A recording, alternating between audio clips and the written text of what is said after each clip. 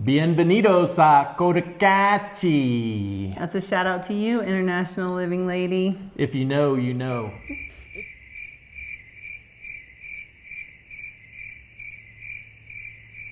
Welcome back to another episode of Flynns on the Fly. Whoop, whoop. We've traversed from the south of Ecuador all the way to the north. As you would. Because that's what you do. Move down here, collect a lot of stuff, and then just decide to up and move the length of the country. We may be Goldilocks, trying to find our perfect spot. We may be. And this could be it. Pretty sure 3 weeks in, I'm pretty optimistic about being here long term. More optimistic than I've been anywhere else. Don't hold me to that, because we do change our minds sometimes. But we don't know if we should tell you how beautiful it is here or how we love it here yet. We've actually been asked to paint it in a not so beautiful light, just because the saturation level, that line of what the culture and the city will accept. Sometimes people have strong opinions on what that point is, but we really do love it here. It's a good size town for us. We tried the city in Cuenca, and we're just not city people. And that's one thing, if you're thinking about doing this, to keep in mind, what are you trying to get out of the experience? Because we've shared before that we really wanted to do this deconditioning experiment, find out who we are outside of the rat race, and then we ended up in Cuenca, because we did that because that's what people do. You move down, you go to Cuenca, and that's where you kind of settle. But that was really the opposite of what our intentions were. We were in the heart of the city. Everything felt very frenetic. It was hard. I never felt like my pieces settled in Cuenca. Right. So if you want to be in the hubbub and live an active expat life, then Cuenca is going to be a great, wonderful spot for you. If you're doing this because you really want to immerse yourself in Ecuadorian culture, then the expat-centered cities are probably not going to be your best bet. Because extranjeros tend to gravitate toward each other. And I think that's true in expat communities all across the world. It's everywhere, though. That's just how people, it's just a human thing. People just tend to seek people like them. You gravitate towards commonality. Yeah, and even that's though just how it is. There are expats here from all over the world, we're all not from here, so we still gravitate towards each other. If you excel on the outskirts like we do, then keep those things front and center so your intentions don't get lost. You got to be boots on the ground, though.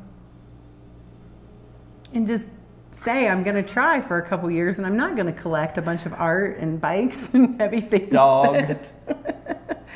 Require a 7-ton moving truck to get the job done. Yeah. But we did it. That's what we do. We just kind of jump in, and it was interesting. We really realized our time in Malacatos was coming to a close. There was a culmination of things that we will share in another video regarding our thoughts on life in Southern Ecuador.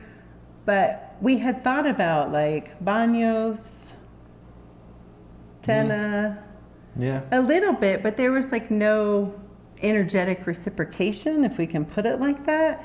So I looked at Matt and I was like, the only place people have been asking us and inviting us to come is Cotacachi. And we visited a year and a half ago. We did put out a video about that. It was Carnival, and we went to Paguche Falls and did the Espuma Wars and all of that stuff. But I think both of us thought the other didn't like it. It was a weird time because that's when your dad died and we left. So it was just not the right time to be figuring out if this would be a place that we would ever live. Right. It was just not on the radar.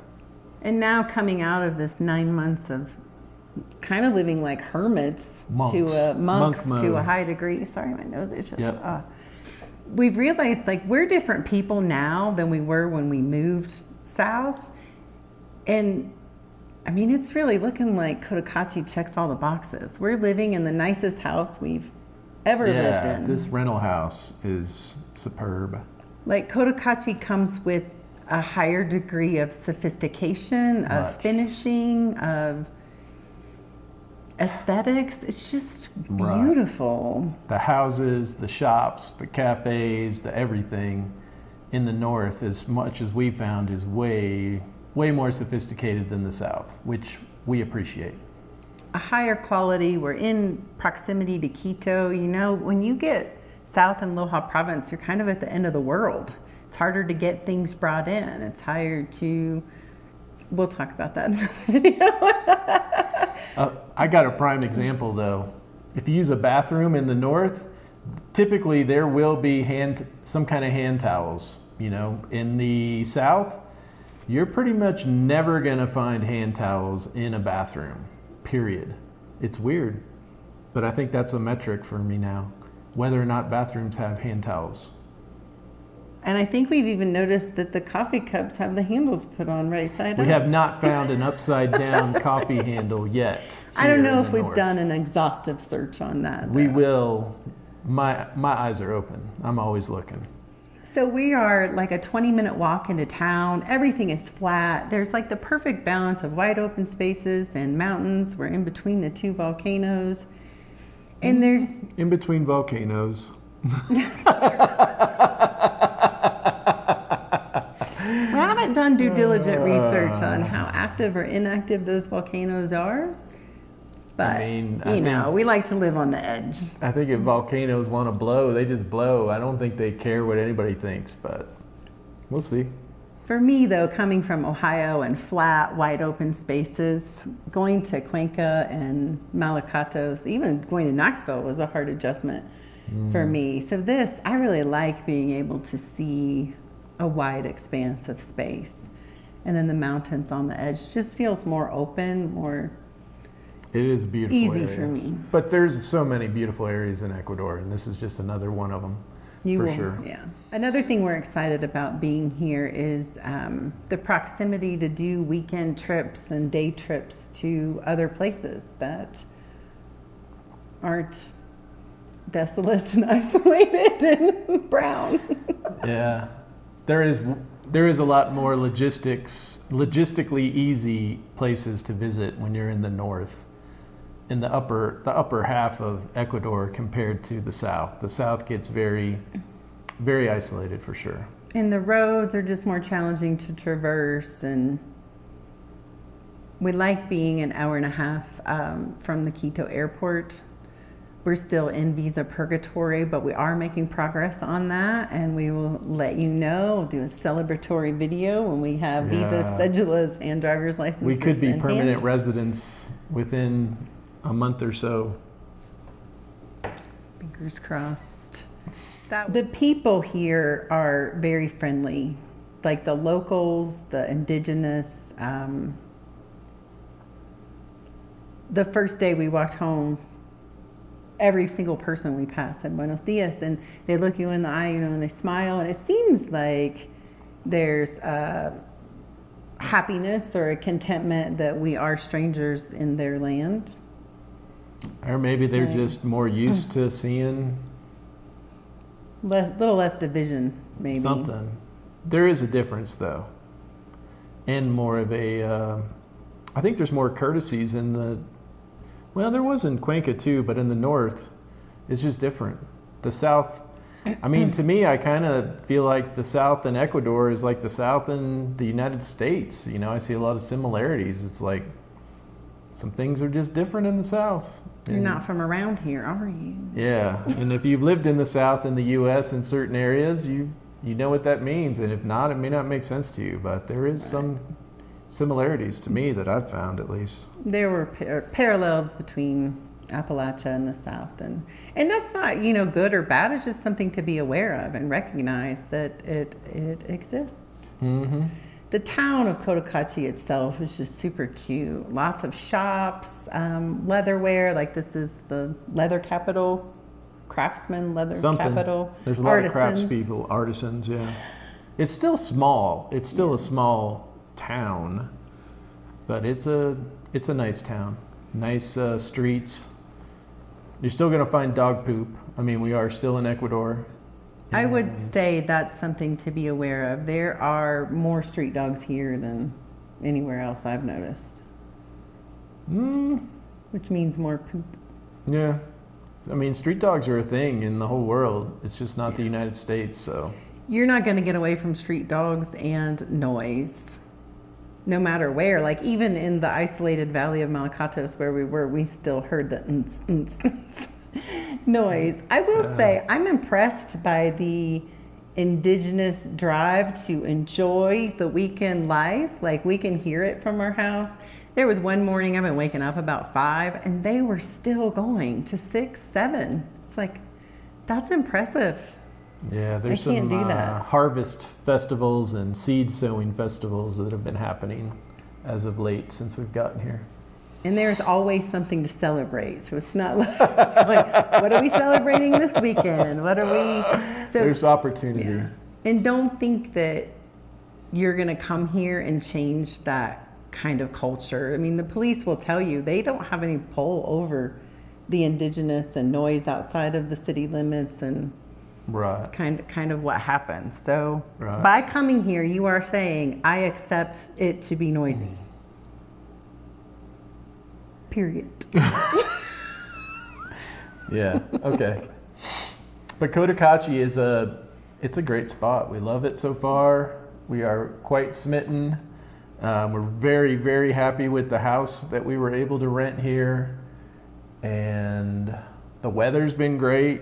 We've actually had rain here.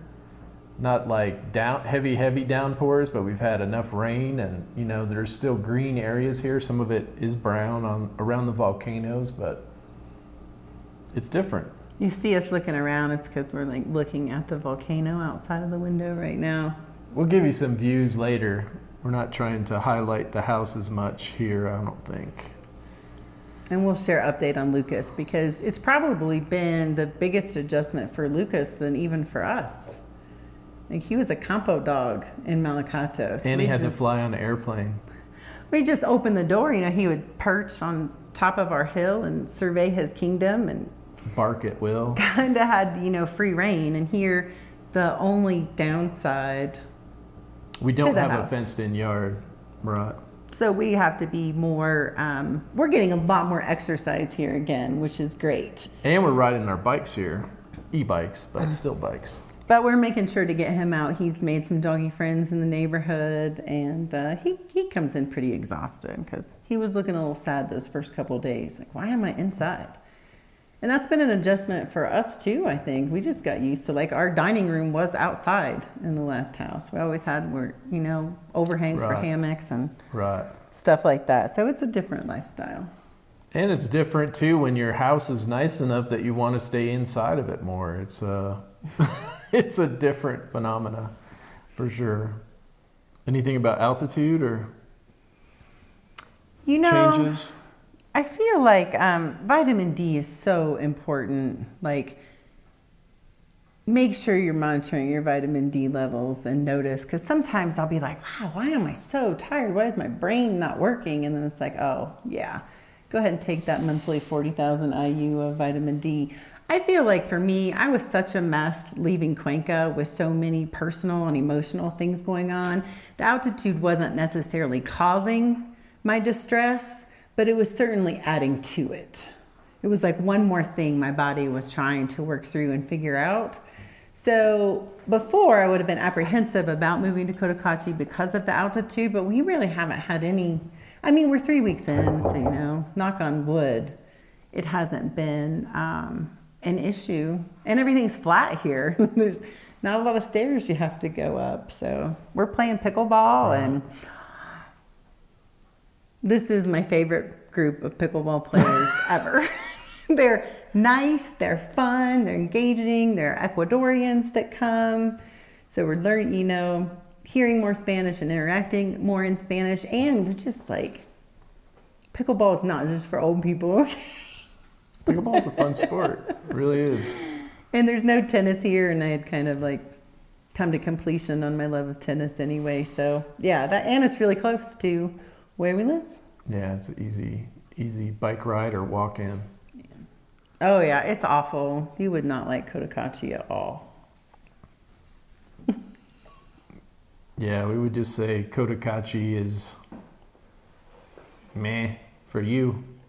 And not everyone always understands our sarcasm, but that was sarcasm. That was sarcasm. Yeah, but you're never going to hear us lie on this channel or tell you, you know, we're just sharing our experience. And so far, it's been a really, really good one. Yeah, we do have a really good life here. And if you want to buy us a coffee to help support our life and keep this channel going, look for the link down below. Because that move was expensive.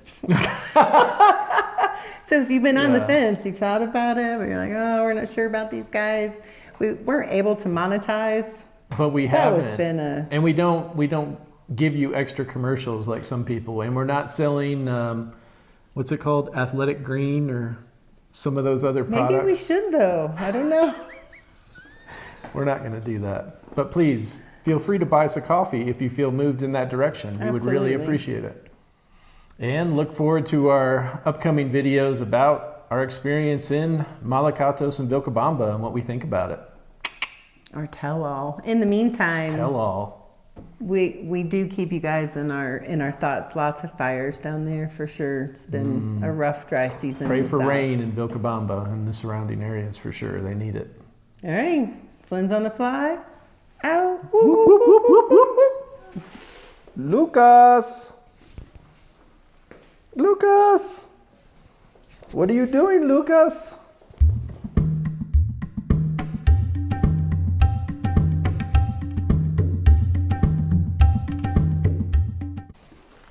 Hi, Lucas. Tell everybody what you think about Cotacachi, Lucas. Lucas.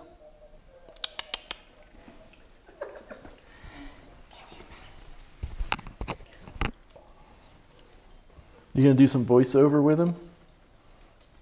I'm so happy to be here, Daddy. It's my favorite. I love it. You gonna throw the ball for me now? We gotta see his face. Hold on. Okay, now. I really like to pick up my poop now. Yeah, we love picking up your poop.